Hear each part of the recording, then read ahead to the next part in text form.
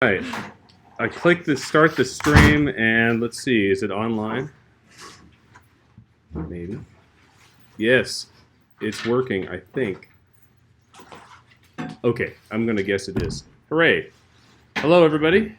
How's it going? Feel warm now? Look at that. We have a stream and everything. Let's cross our fingers. Let's see if I don't screw this up today. Welcome back. It's been a while. Thanks for being here. Sorry about last week. I sort of felt guilty about it, but then as I talked to more and more people, that it's kind of like the right thing to do when it gets when we have a warning and there's a chance of wind chill or whatever. It's hard to get here sometimes, so I feel like that's it. Now, in the future, though, I'm going to try to have course either on YouTube or on Zoom to try to make it easier. But I really wanted this second course in person so that we could interact a little bit easier about how to get things out of RStudio and how to get things out of Git, our Markdown, and all the way that I'm hoping to teach this class this year. I should have mentioned a couple things from the beginning. Number one, this is a brand new class for me, right? I've been doing this, so that means a lot of things I'm trying are really new, like the RStudio Git thing. I don't know how it's going to turn out. It may turn out terribly. I may end up being like, oh, that's horrible, but it's experimental. So that's my way of trying to like push myself. But that also makes me feel really uncomfortable at times, as you probably saw last week. So the other part of that is, as I realized, I should have realized ahead of the last lectures, I prepared way too much last time, so we rushed through the end of things, and I apologize for that. We're going to cover all that stuff through this year, and I'm going to try to do so in a way. I have this nice schedule on the website. That schedule is really to be taken lightly because I don't know how long things are going to take. There's a couple reasons for that. Number one, again, first time teaching it. Number two, I'm really new to the program and the curriculum, so I don't know each of your preparations or your backgrounds. And so, of course, we have people from outside the program as well, so I'm trying to make sure that we balance the needs of you without the needs of this. So this nice schedule that you see here looks really good. We'll improvise at some point, all right? I'm going to try to give you as much content as possible, but I'd like you to get the basics, because a lot of this stuff, particularly once we get through CFA, we make a few changes and we get 3 weeks of stuff done with IRT. It's really not that more complicated with IRT than it is with CFA. And then the second half with the latent class models, again, we make a few changes and we might get through the rest pretty quickly. So it's sort of like these two or three mounds of things. And I say that to you because today, because I don't understand, I cannot easily project how long each thing is going to take. I've kind of revised how I did the lecture materials. I put this in the email that I tried to send to class. One note, if you are sitting in class and not receiving emails from the About class, please send me an email and I will add you to my email list. So I grab what I can from the university and then I fill in with whomever has emailed me as long as my email search is correct. So that's not, and knowing my ability to make technology work, I used to be so good at tech and now, gosh, I'm getting older and I used to know everything too. Anybody else feel that? I knew everything, was invincible. Anyway, so I put the lectures in topic order rather than in day order. And the reason for I'm doing that is I don't know how many of these topics we're going to get through. So we can kind of look at those separately rather than looking at a whole day of class. And then if we cancel or something else goes on, it's bad. So any questions? Any thoughts? All right, so let me try to start. We're going to start with the Git, RStudio, and our Markdown lecture. And I already noticed I need to capitalize an S there. So this is going to be kind of odd. How many of you used Git much before? Not a lot. Okay, cool. So this is how we're going to download. I'm going to teach you with Git how to get the lecture. Because with Git, you can get the lecture fairly easily without having to go click and download and save or whatever. And so that's where we're going to start. So first thing we're going to pull up is RStudio. So if you have this, please click along with where you're at. If you don't, that's fine. You can always go back to the video. My RStudio has the project open, so I'm just going to close that. And so now you should have a window that looks like this. The first thing we're going to do is check out the project from Git. And RStudio has the ability to do that. So If you're using Windows, I asked you to get a Git client, because otherwise this next step is not going to work for you. But if you're on Mac or Linux, you're okay with this next step. We're going to go to go into the File menu and under New Project to create a project. So that's the first step. And under that menu, there should be a version control option. Just click that. And now it says Create Project from Version Control. And the top one is Git. And now, the part you have to decide. What we're going to do here is we have to find the repository URL. That is given on our course webpage. So I'm going to go and grab it real quick. At the very top, under the course information section, there is this GitHub repository link where if you click it, it opens up the actual repository itself. And yes, there is a clone or download button right there, but we're not going to touch that for right now. That's always a fallback. If you don't get this to work, you can just click download and have a zip file with all the files there. It's fine. You can do that. But I'm going to grab the URL and just paste it into the top. I'm going to call this Bayes Fest. Just name. You can name it whatever you want for the project directory. It's just the name of the folder it's going to download to.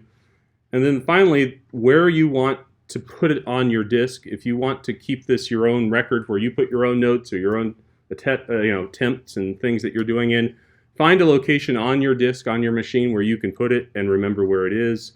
For me, I'm just going to stick it in the desktop here. Where is that? There we go. Right here. And there we go. There we go. And then so we should be able to then click Create Project. You should see it's receiving objects and it's doing all that stuff. And then all of a sudden it opens up in our studio. You should see at the top right, you should see the Bayes Fest or whatever you named your folder.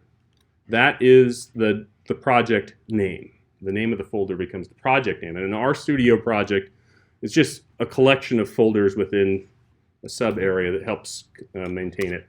I should also note, just for full disclosure, that I would like to say I use RStudio a lot, and I do, but that doesn't mean I'm a super deep user of it, so there may be features of RStudio that are easier, and if you know of an easier way of doing things that I'm not showing you, tell me, and I'd be happy to learn it myself.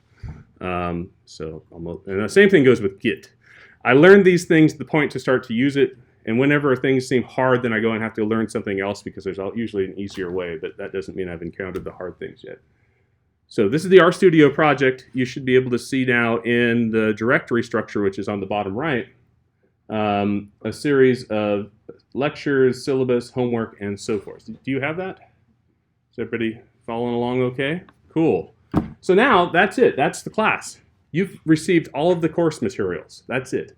So if you want to see what we're doing today, if we go to lectures, and again, on the bottom right, this is the default view of RStudio. You may end up having a different view on your machine. You can configure it yourself if you'd like.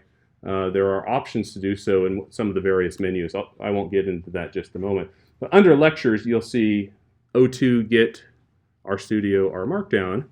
That is our class today. Those are our class files. And the one that we're going to work with within RStudio is the one that ends in RMD, which stands for Our Markdown. So we're going to click that, and you should see a file open up in the File section over on the top left. If you want to see a bigger version of it, this little button that's at the top right of that section maximizes or minimizes that half of the RStudio console. So how many of you have used RStudio much?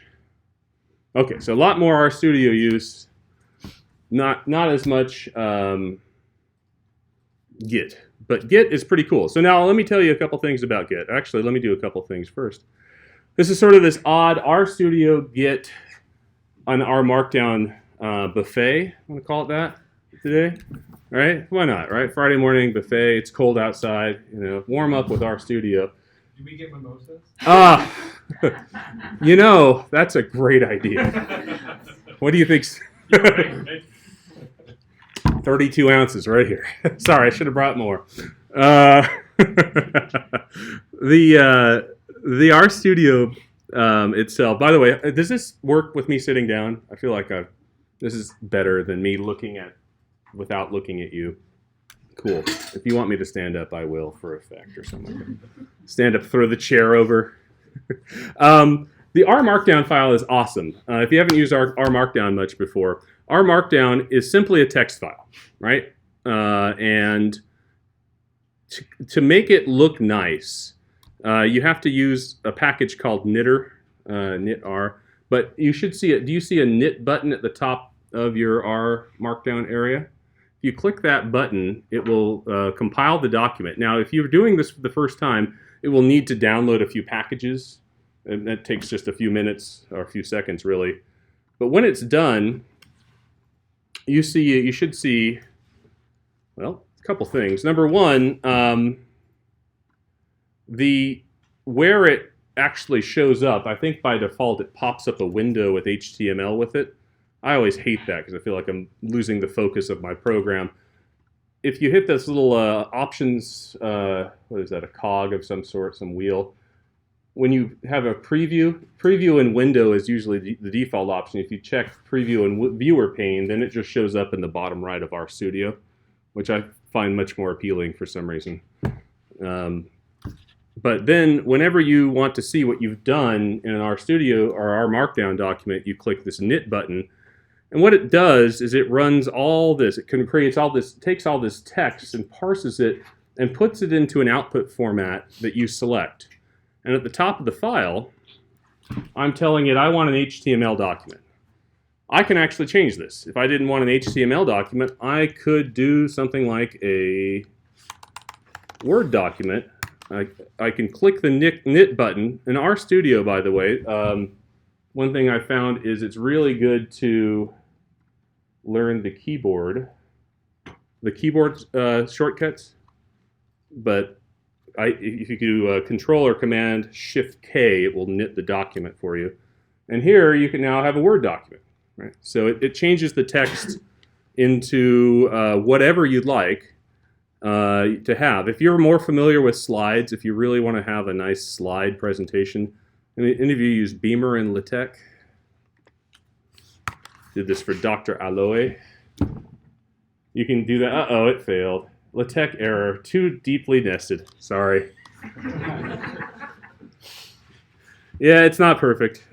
How about IO Slides? IO Slides is a framework that Google created.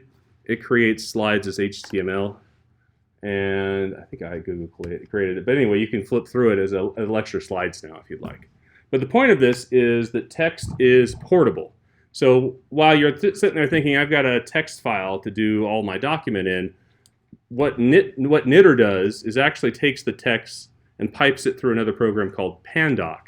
And Pandoc can put it in almost any output format you like, which is really awesome, which means you can create a document that's going to be a paper that has your analysis in this, that has everything that you want in it, and you can output it. Ariel talked about the Papaya package, can make it like an APA style, or if you're like me and always have some little hiccup that keeps you from doing things, you can knit it to a LaTeX file, for instance, and add a class to it, a document class to it that makes it whatever style you like. You could do your dissertation in this if you wanted to. And I'll show you what some of the neat features of it, things I like about it. We tend to like, I understand that reproducible research is important to some of us, although it looked like that was a controversy. I saw a picture with Ariel looking like a fighter with some other faculty. I was just... Okay. But I find this to be a great way of doing HTML document. A great way of doing reproducible research, because if you create your paper from this, then if everybody wants to see what you did for the analyses for your paper, they can actually be in here. You can embed R in the R Markdown and have it run the analyses itself, which is pretty nice. All right, there we go. So I'm back to where I was before. So now, with that, what I'm planning on doing is going through most of this. Let me just make it a little bit smaller. Can you still see the font on the screen if I do this? Okay. You should be able to also follow along as well. So if you want to do to follow along, I'm going to now. This is sort of how we're doing it. How we're going to try to do class this year. Whenever you want to get the latest, actually, I'm going to teach from these R Markdown files that are over here in HTML. It feels a little bit different from me than a set of slides, but I'm trying to set them up to make it work that way. So use this because this helps me understand where I was going to go. So let's go back to Git a little bit. You saw, and you probably were able to successfully get our package down, or our repository down, so you can see the lecture from today. The basics of Git is that Git is what's called a version control system. It's really something where we are able to keep track of changes that we've made to projects as we go along. So if ever we've done something that we want to undo, for instance, in a text file like this, we don't see our previous versions. Well, Git will have those previous versions saved, so you can always go back, uncover them, and find them. So if you want to take a look at, there are a couple of guides here to Git that, one of which Brandon LeBeau, Dr. LeBeau, had shared with me after last class. This is no deep stuff. But basically, Git works with a lot of systems. GitHub is now owned by Microsoft, but it's essentially a public repository system. You can have a free account there. You can post repositories now in private, so if you're working on a project that you're not ready to have public eyes on, you can have it there. But anything on GitHub, you can do the same project with. So have any of you used Lavon in RStudio before? Lavon is, for those of you who haven't, Lavon is a package that is, for SEM-like things, very similar to M+ in many ways. But you can do, you can search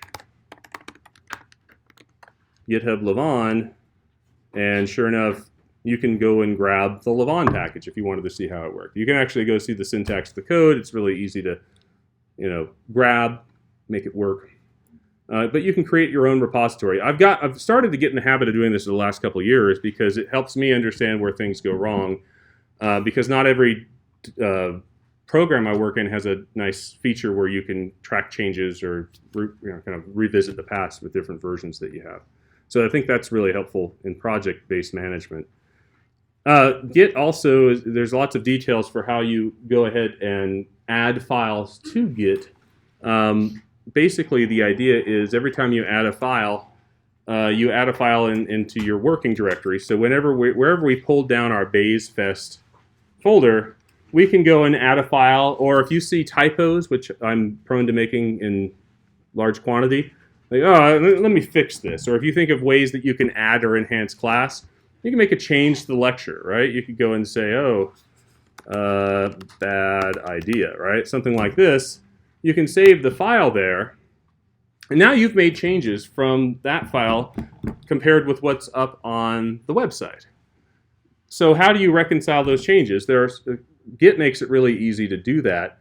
If you look at the top right of RStudio, top right tab, you should see a Git tab. That Git tab goes now and shows you each of the changes or each of the files that are different about this directory than where you created it previously. So we made changes to our Markdown right here. If you wanted to see where the differences were, you can go and click the diff button, and it tells you, oh wait, this line 20 was different before, but now it's bad idea. I've added, right? That's pretty cool, right? You can see where the changes are. But if you want to go and archive this, if you wanted to, for instance, contribute to class, let's imagine you wanted to add all these files to the directory, which actually I don't really want to do. I don't really want the output for docx or BayesFest or any of that stuff. So what I'm going to do is highlight these, and I'm just actually going to put the status of, let's see if I can change the status. No. Nah, I can't. Well, that's okay. I'll add it anyway. So let's imagine I want to add all this. In RStudio, the way Git works is to go and think you want to make a change to the whole repository, you take things from your working directory and you essentially do what we call a staging area. And that staging area is what we call a commit, right? So first step, the project itself on Git has things called branches.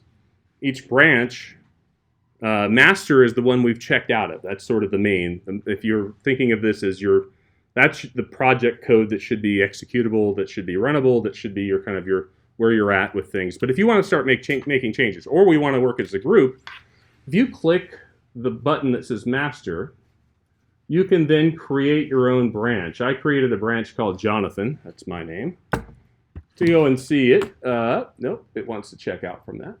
I could create a brand new branch. I could say, this one right here helps me with a new branch. That's the fork button. So I'm going to go and grab a new branch. I could call this JT. It's my initials. And right there, we'll create it. And it will go and push my details to a brand new branch on the repository itself, now named JT. So if I want to go and upload this stuff, I hit the commit button. That commit takes our files that we've just modified or changed, our directory, and we can say what we've done to it. Fixed a line that was a bad idea. Right? All right, so you can add a commit message. So you can think of this commit as you've just reached a point, a good stopping place in your project where you want to make sure you've made sure everything's good. Maybe you've written a section of your dissertation, or maybe you've got a section of syntax that's doing something for simulation and it works, and you want to save that. That's where you go and switch things from saving things locally to hitting commit, because now it puts that whole information into the version control system itself. So you hit commit, it works. Now, my local machine contains information about my project that isn't contained on the internet yet, on my GitHub repo, right? So sort of you have your working directory, that's where the temporary changes are. You've made yourself a nice set of changes, you're happy with that, you move it to commit, that's sort of the staging area.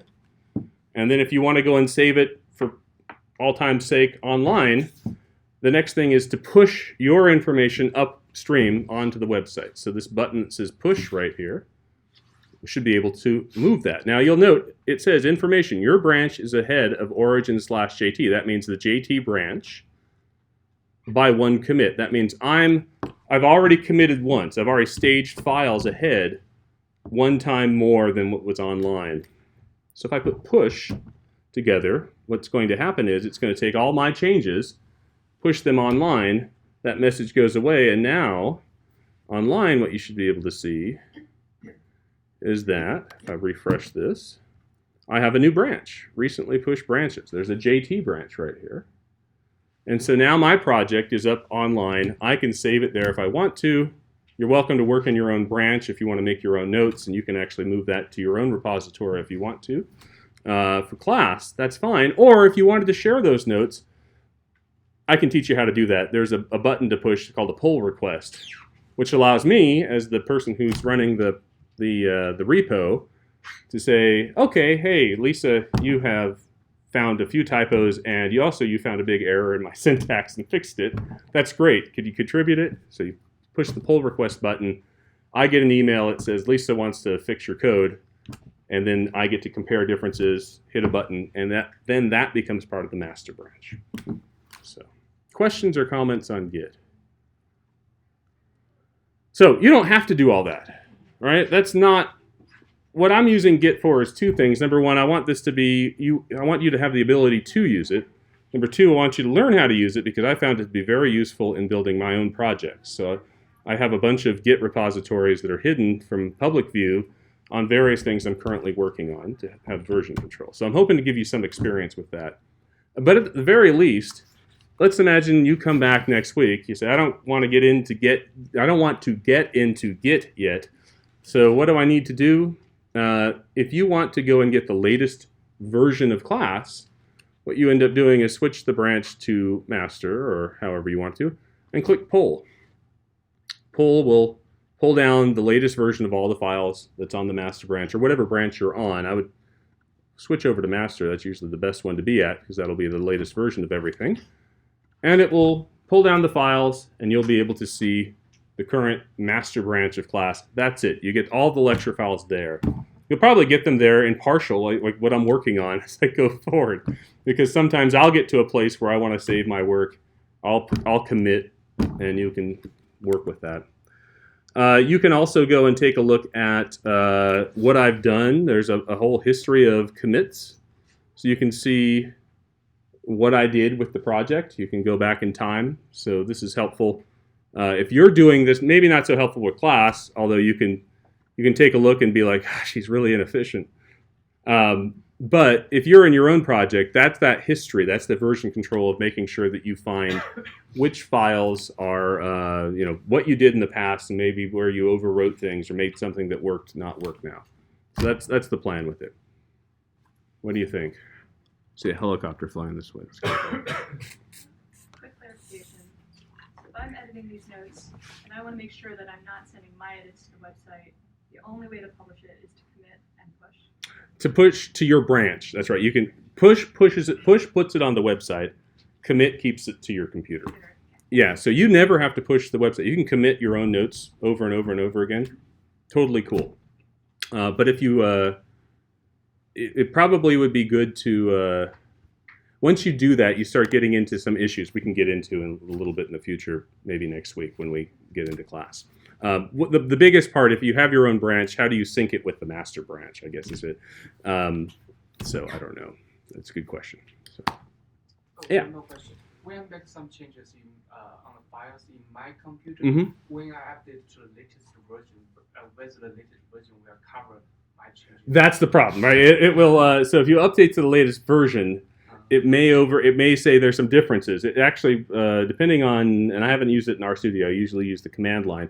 In the command line version of Git, it won't overwrite. It'll say, wait a minute, there's some differences. Take a look at these before you actually overwrite it. So I think next week I'll bring a lecture in that says that. Does that sound good? And then we can talk. I'm saying that because I'm trying to find. I don't know that I know the most efficient way of making it not do that for you yet. So for right now, if you make your notes, save them, and then we'll find a way to make that work. Okay? Okay. Other thoughts or questions? Okay. Other things, if you want to know much more, Git goes into there's a whole lot of Git things, help online because it's used so commonly almost everywhere. So take a look at the links that are in this file. They're actually really, really good for working with. So that's basically it. This next, using Git with RStudio is sort of the breadcrumbs of how to repeat what we just did. Open RStudio, go to the menu. I sort of had this chicken or egg problem of this class this week of where do I begin? Well, we need to start with a little bit of Git, a little bit of RStudio, a little bit of everything else. So you clone the repository. Whenever you go and grab, the first time it's called cloning into a repository. All right. So if you're fairly new with RStudio, I would recommend some of the RStudio training that you can find online. It's really a really helpful piece of software for working in R. I really hated R up until I found RStudio. I learned R. I know you're frowning at me, Dr. Aloe, but I'll say it. I learned R in like 2001, way back. We actually had color screens back then. It was crazy, but. Not just the green, anyway, never mind. You probably don't know the green things. This is the funny thing about being old is that like now with devices, you never have to worry about like where the terminal window is. That used to be how you started Windows, was on the terminal, right? You type Windows. Anyway, the RStudio helps R make R much easier to use because it does the most simplest thing that it does is syntax completion. And what do I mean by that? Let me just go grab. I'm going to go into the files that we had before, and if I go under lectures, I go to the first lecture. Let's grab part B of the R syntax from the first lecture. Now this is not an R Markdown file. It's just an R file. And I want to note, this is the part of the class I wanted to mention about homework. The first homework, I'd like for you to submit just the R file. Right? I already have the data, and I know what the output should look like. So the homework itself, you can make comments in your, with the R, you can make a comment here, right? You can't easily make a block comment, although RStudio does make that happen. If you highlight everything and hit Command or Control Shift C, you can block comment stuff. It'll just put a comment in front of everything versus not. So I think that's pretty cool. The reason why I got into RStudio and why I like it so much is because, as you know, R is a very flexible program, and the entities that R creates are a bunch of objects. It's very object-oriented. And so that means each object may or may not have a bunch of other parts to it, right? So what am I talking about? This is the simulation I did at the very end of the first class. RStudio will tell you what the variables are, first of all. This environment. When you really get into R coding, you learn about environments. Environment is effectively just what R is using. This is the global environment. What R uses and what R thinks is there with the data that you have, right? So here, this tells me what each of the values happen to be. And quickly you can see data itself. Like, for instance, there's a theta chain. But more importantly, if you wanted to go and do something in RStudio, and you know enough about the R function. Let's imagine I wanted to make this plot down here, but I couldn't remember what the arguments were for the plot function. Ever been in that situation? That's the thing I hate about R. You have to really know the functions to know the arguments. That's the cool thing about RStudio. If you type plot, open parentheses, and hit the tab button, now all the arguments show up. All right, so now you can say, oh, I want the x-axis to be. Oh, I want that to be theta chain. So you start typing theta chain, and it suggests, hey, do you want the theta chain variable that's in your environment? Because I think that would be helpful. And you hit tab, and it shows up, right? So you get this easy completion of syntax where you're not always having to remember each variable. And sometimes you may end up having lots of variables where you have to go and figure out. So I think that might be helpful. But then you can also go and figure out, oh, what am I doing again? Oh, yeah, I wanted to have y being... let's imagine I don't have a y. Anyway, so you can figure that out. RStudio makes coding in R so much more efficient because there's so few things you have to remember to make it work. You don't have to. If you're a purist, a traditionalist, if you enjoy the R experience, let's see if I can find it. I can't open it here. But if you really want R, there you go. You could do that instead, right? Nah. That's all right. The other part of RStudio, if you really want that too, you can, in the bottom left of your R window, there's a terminal. Does everybody have a terminal? I don't know if it works on Windows, but there's a terminal button. What this does is it puts you to the command line right in the folder you're currently in RStudio as well. So you're able to do command line options. If you really wanted to run R within R, you could do that too. That's a bad idea too. I got all these bad ideas. See, the thing about bad ideas is once in a while you get a good one in there. So you keep coming up with bad ideas until a good one comes out. And then it becomes a dissertation. Maybe that's not a good idea. I shouldn't say that. All right. Any questions? So it's a really quick description of RStudio. The thing that RStudio also tries to make it work for you is that you don't have to use a mouse. That's sort of the goal, because mouse clicking is inefficient versus typing. So RStudio has a keyboard shortcuts help command, which is under the help window. I can never remember the keyboard shortcut for it, ironically. But up pops this. And what I tend to do when I work in RStudio is I'm trying to learn each of these keyboard shortcuts because they really make, again, coding much more efficient. You don't have to leave the keyboard to touch the mouse. You can pretty much do everything you want through shortcuts, and there's a lot of them. So you can find this same shortcut online as a PDF. So I'll tend to work, when I work in RStudio, I pull up that PDF document as well.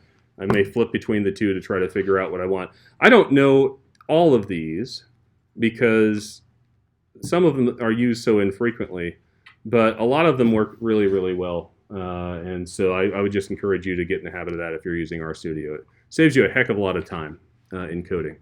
So questions, thoughts, anything you want to contribute to the discussion that I'm not? No. All right. Okay, so that's RStudio. Going back to the lecture, I'm going to click the viewer button over here. There's RStudio. And then our Markdown. So let's look at I'm going to go side by side here. Our Markdown is this section in the R Markdown. It corresponds to line 65 of my R Markdown file of lecture 02 this week. And I did this because Markdown, in and of itself, snuck up on me. I didn't know what R Markdown was. I was busy using Word. Actually, I started in LaTeX in grad school, and it used to make me mad because LaTeX. I would, if you count up the number of times I compiled my document before I was done, I could pretty much write another paper in that amount of time, I felt like, right? And so when I got a tenure track job, I thought, all right, there's certain things I'm not going to do before tenure, and one of those was I'm not going to use LaTeX because it takes too much time. So I struggle with Word, and Word, when you put too many equations, I write with a lot of equations often, and when you put too many equations in Word, you have a hard time tracking them, depending on the version you use. It's gotten better, or all sorts of stuff starts to break down. But I made that deal with myself. I went to Word. But then as I started, I got tenure. I gave tenure up to move to Nebraska. It was worth it. But then got tenure again. I decided, you know what, I'm going to see what else is out there because Word's really not cutting it. And where I landed on was this Markdown language, which is great. The Markdown itself is just its own... It's a counter to, if you know anything about web programming or web coding, HTML stands for Hypertext Markup Language, right? Markdown is a markup language that was sort of the counter to HTML. If you're sitting there going like, oh, HTML, it reminds me of like LaTeX because I have to put so many tags in and whatever. Markdown was like the Word of text files. It said, all right, we want something that is really quick to learn, really lightweight, something you can type on even on like your phone or your iPad or whatever else, wherever you might be. Just something that takes text, makes it fairly easy to get it into the computer, and then using syntax on the back end makes a document look nice with it. And so that's what Markdown does. It is heavily connected, in the form it is in RStudio, it's heavily connected to HTML or through the internet because you can do things with it that with RStudio pointing to a few web libraries that make a file look like an HTML file. You will find Markdown almost everywhere these days. If you go to OneNote or if you go to your Notes app and you start typing and you put a dash and you start typing, it will create something like a dot, right? If you just put a 1 period and start typing, it'll create an ordered list, right? So the first one being an unordered list, the second being an ordered list, and so forth. The other thing it does that I found, which is sort of splits the difference with LaTeX, is it allows me to put LaTeX-style commands into a lightweight document so I can do equations in text, but not have to worry about all the architecture around it that caused me lots of pain and suffering when I wanted to compile a document, right? So for instance, right here, anybody remember that from 2 weeks ago? The term on the left side, what is that thing? Posterior distribution, right? Distribution of a parameter given data is proportional to the likelihood function, or the likelihood of the data given the parameter, times the prior, right? All that right there, these, if you were looking at this from the back end of the file on the right, that's HTML, these things are images. Right? These are image files, and they end up coming up from a place online called MathJax. I don't know if you've ever tried to write code before, but MathJax is awesome because MathJax effectively gives you nice equations in web format by using LaTeX. So you can write HTML you can write in HTML, you can write in docs, you can put a little tag at the front that says, hey, point toward MathJack's library, and as it starts to, as it gets to parts of your code that says, hey, this is LaTeX, it will go run that script in MathJack's and come back and give you equations. So that to me has been awesome. I think working with R Markdown with LaTeX is sort of the nice in-between of Word versus not. And then if you add R Markdown and version control, you get sort of tracking changes. So if you're working collaboratively, you can share documents, you can hit the diff button on Git, and you can see where things might have been different, right, between the two. So I think it's sort of the workaround to it, because I really like Word's collaborative features. So as much as I really went with the equations, it really excels with tracking changes, making comments. This is a way to sort of do both. Although I will say that there is a tech program, I think Dr. Allo you use, Overleaf, that seems to have a lot of those features built in as well. So LaTeX gotten much easier. The other part of it is this package that we talked about before, Papaya. You can create reproducible APA-style manuscripts with Markdown, and effectively what you do is you install this package, and you can get it will take your R Markdown, and it will wrap it into an actual APA-style formatted paper. So you can then submit that to a journal. You could submit that to wherever you want it to go. Let's see if they have any examples here. I don't know that I have any examples that I can see.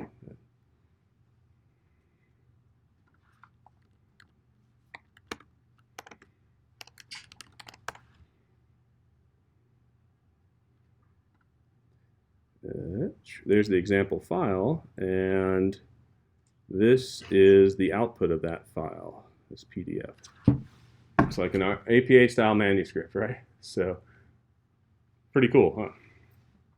So we've gotten, I've seen a lot of students lately, at least at Kansas, once they learned a little bit about R Markdown, they were pretty much doing everything in R Markdown for a lot of the papers that they were doing. So that was somehow efficient. But again, you have to work with your workflow the best, but this is trying to serve two purposes with this class, is sort of give you another way of looking at what may be useful when you go.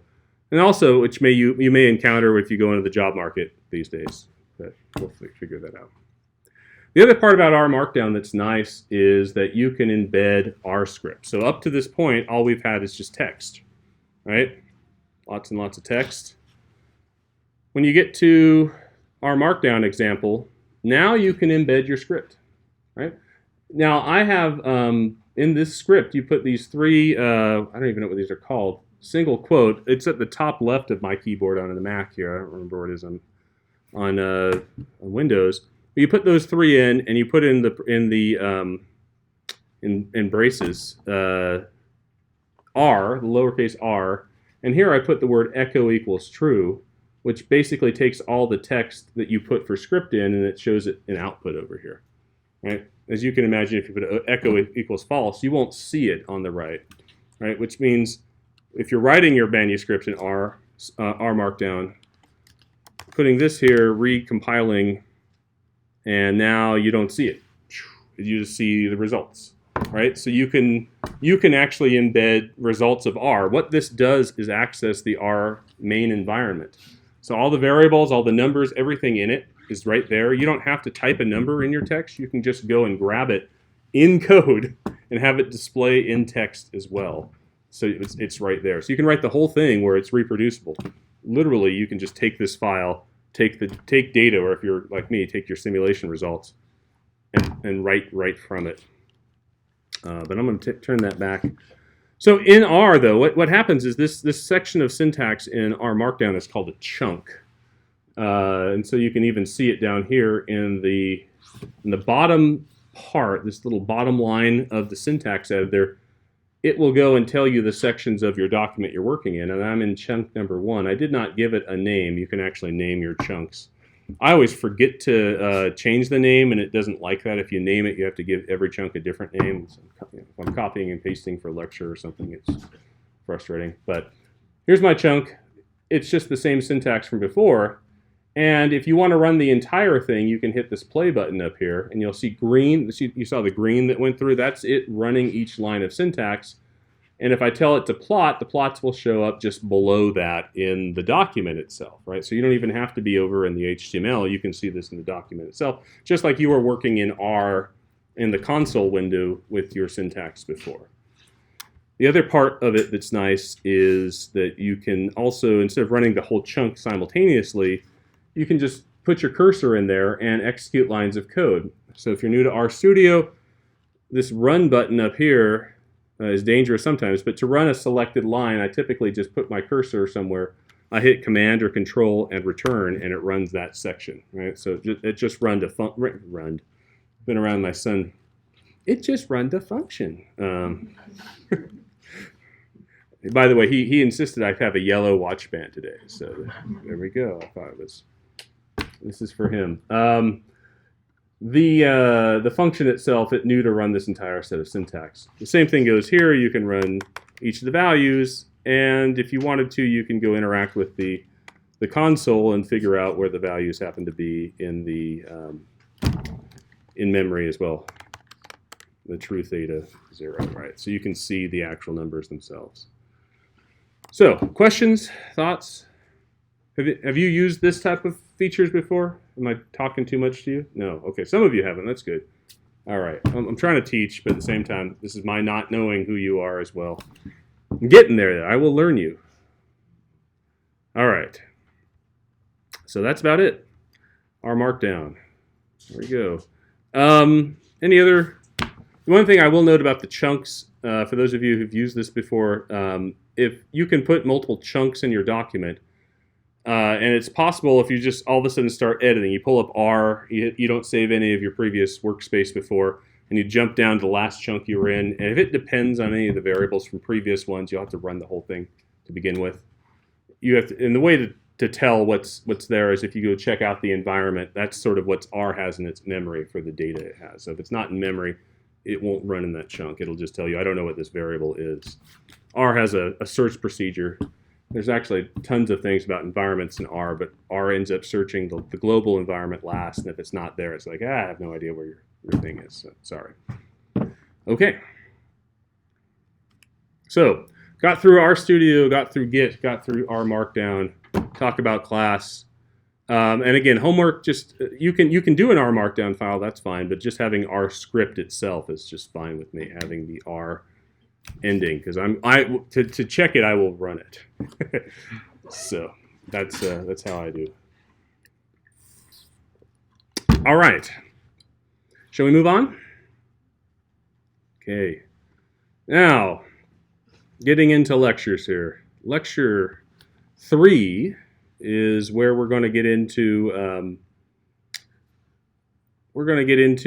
chapter 1 of the book. So we can go into that file if you want. We can knit it, and you can see what I was going to talk about with it right here. The guidelines for engagement. And provide options. oh, it's okay. I have those same problems myself. At least it was something benign. It was it wasn't like cat video. I'm just kidding. We want to watch cat video. All right, so here we go.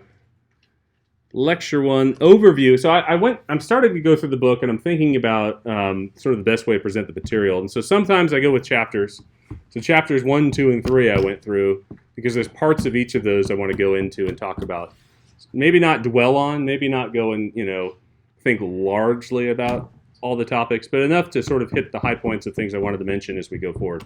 But then next week, I'm sort of smushing chapters 4, 5, and 6 into one, which may be one lecture, which may end up being probably more than one lecture because of the content. But basically, this is sort of the stuff that's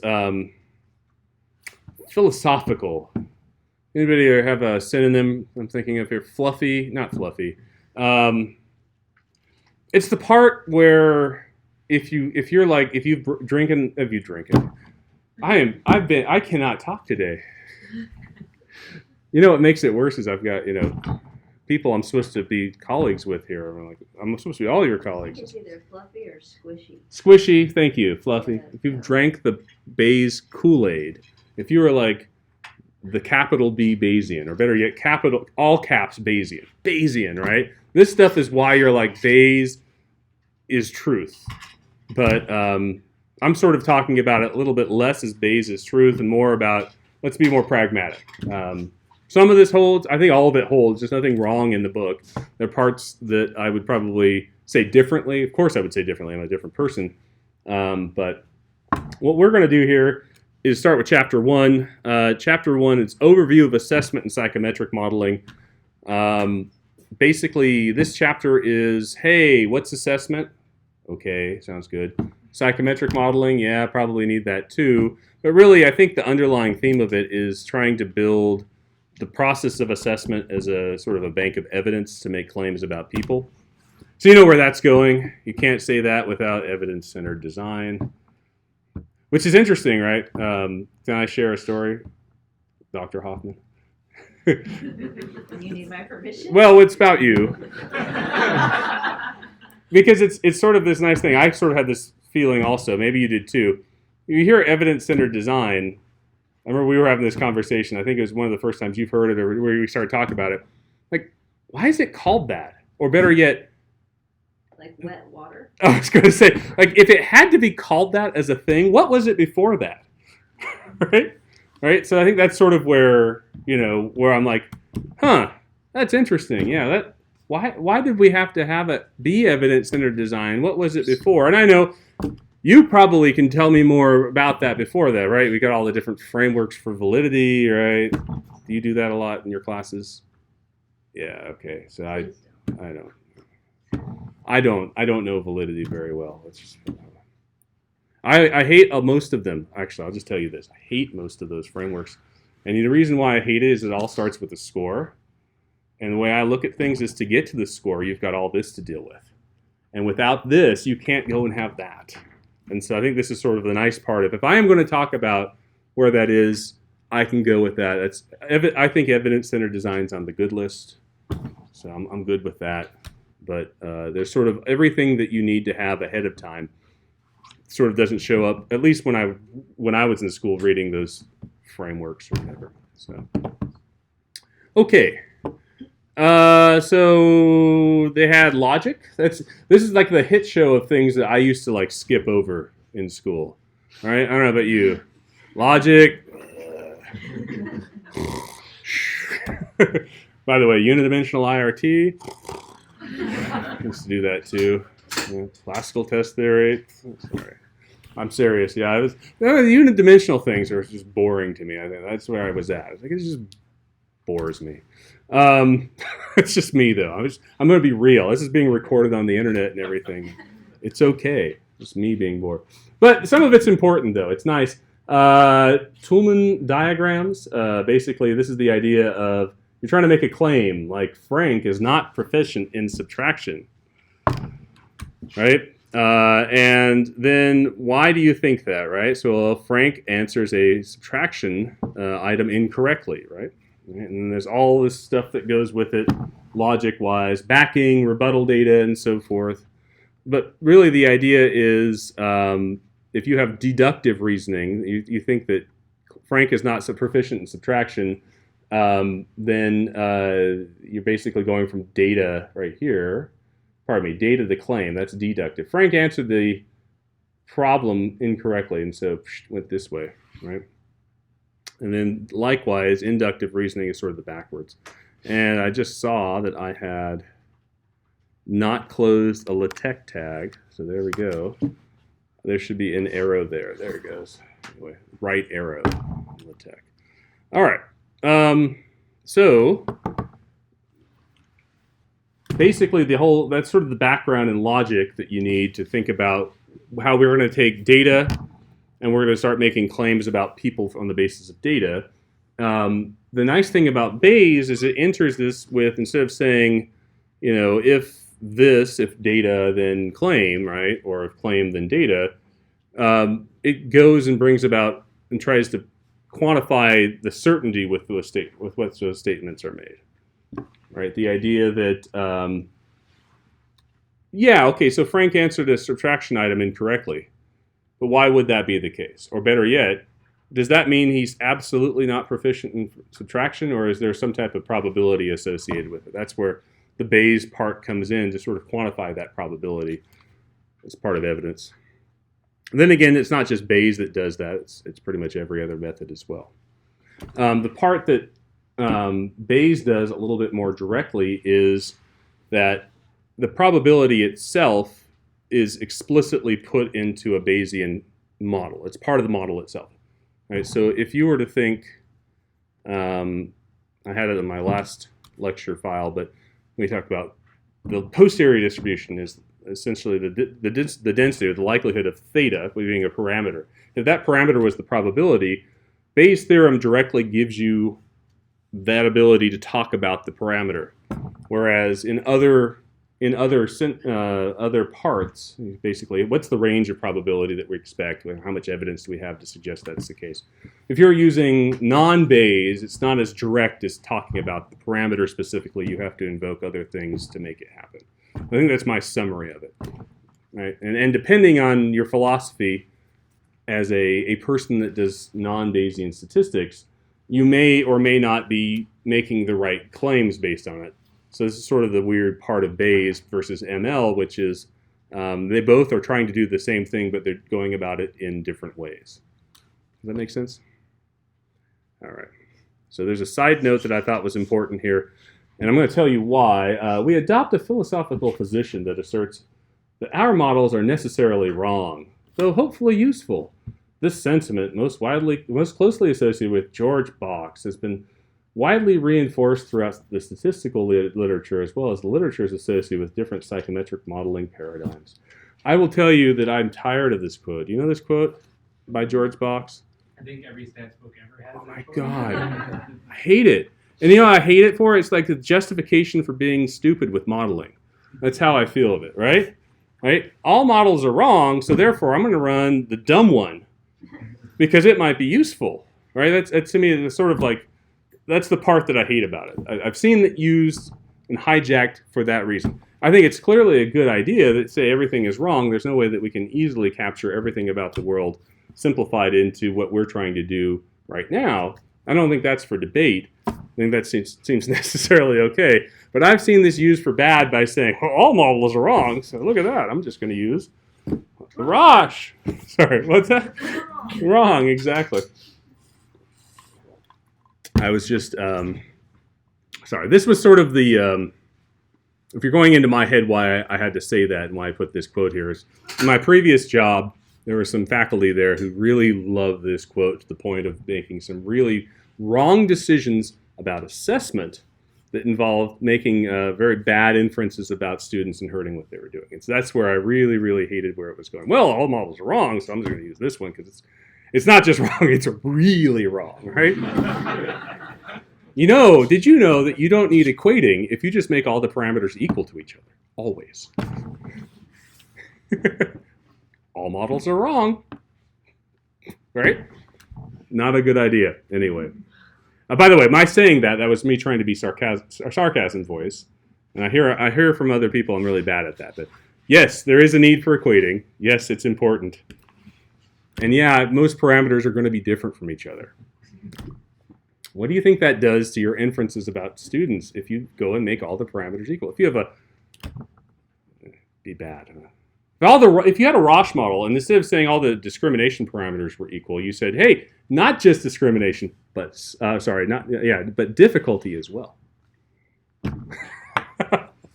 Yeah, right? They're like, what? Yeah, there's a testing program that does that out there. Would that be a 0 PL? That would be an actual 1 PL, but maybe a bold 1 PL. Well, I don't know. Anyway, point being, yeah, go take a look at dynamic learning maps as a testing program. Oh. I did it. I did. Anyway, it's bad. Consortium of states that use it. Pardon me. Okay, model-based reasoning. So this is the reasoning short. It took me, by the way, this is supposed to be the thinker. The statue, was it Rodin that did the thinker? Anybody? Anyway, I have that in my office, but it took me forever to see the thinker in it. I was like having that figure ground psychology issue. It looks like a hand, like. That's exactly where I was going. It looked like if someone was trying to do like a what is it, the shadow puppet thing, you know, like the finger puppets with the shadow. Yeah. So real world situation, which ironically is a projection of the real world already. To make it that way, yeah. And there's a bunch of arrows. That's how you know this is sort of fluffy, right? It's because there's sort of arrows to thoughts that are out there. Unidentified path model. This would be a cyclic, an undirected cyclic graph. But basically, they also note levy and mislevy. I always want to say that's like the beginning of a joke, right? They walk into a bar. Never mind. Nobody. What's the joke? What is the joke? Is Pete and Repeat walked down the street. Pete fell into a manhole. Who was left? We're not going to do it. We're not going to do it. Levy and mislevy. Yeah. Husband and wife? No, definitely not. But they note that.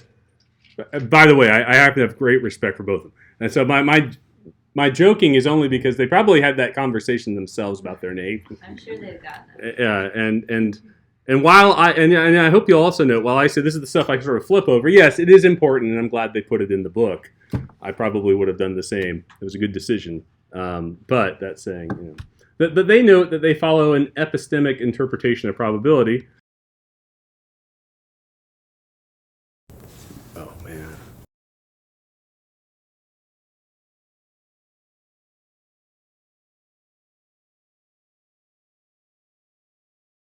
All right, so whenever we have to do that in class, I have to go and have Siri help me.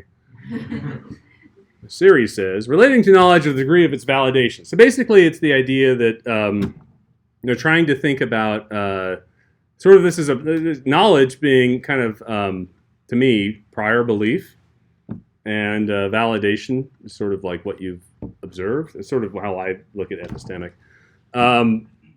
Probability, in a sense, represents beliefs about knowledge under uncertainty.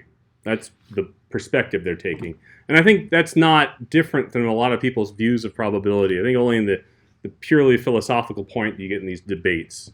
But that being said, if you look at how the frequentist approach works for probability, is how they arrive at probability is long-run frequency. And so the example they use in the text is the idea of flipping a coin, right? If you look at the coin, you see it's fair, whatnot. You flip the coin, probably a 50% chance it lands on one of the sides if you do it the long run, right? I guess there's some small chance you can land it right on its edge, and I could probably ask Siri to pull up a video for that, but I won't do that. But you know, somewhere close to 50% in the long run, that's going to happen. So that's sort of what you end up thinking. And then, of course, I had to put the picture of evidence-centered design. So what evidence-centered design?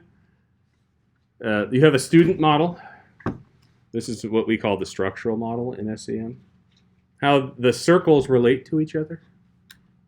Here you'll note that they are related in a what we would call a directed and a cyclic manner, meaning that knowledge all emanates from this central circle right here. And it has arrows reaching the other ones. Remember, we had a discussion a little bit about directed acyclic graphs. Actually, I don't know that we had that discussion. We're going to have more of that discussion at the end of the next chapter. It's been a long 2 weeks.